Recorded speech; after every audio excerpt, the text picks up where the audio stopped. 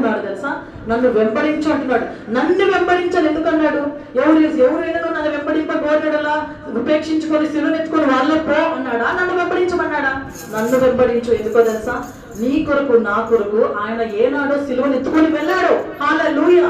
ఈ రోజు ఆ సిలువ నీది కాదు, ఆ భారం నీది కాదు, ఆ బాధ నీది కాదు, నువ్వు ఆయన మీద వేయమనే అర్థం.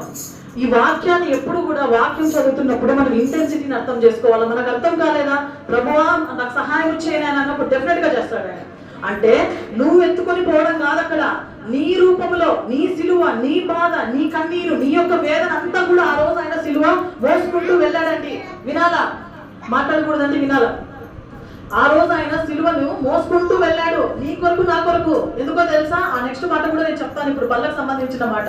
ఎందుకు వెళ్ళాడు ఆ రోజు ఆయన? ఎందుకు అసలు ఆయన వెళ్ళాల్సిన అవసరం ఆయన ఒక్కడే అయితే ఆయన వెళ్తాడా? ఆయన అసలు పరిశుద్ధుడు, ఆయనలో తప్పు లేదు, ఆయనలో ఏ లోపము లేదు, ఏ యొక్క మడత కలంకము లేని దేవుడు సిలువనెత్తుకొని పోవాల్సిన అవసరం ఏముంది?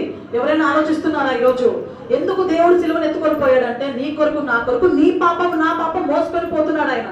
అందుకే నువ్వు వెంబడించు అంటున్నాడు వెనక. నన్ను వెంబడించని ఎందుకంటున్నాడు?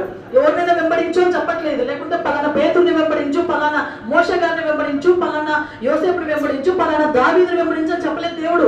నన్ను వెంబడించు. బికాస్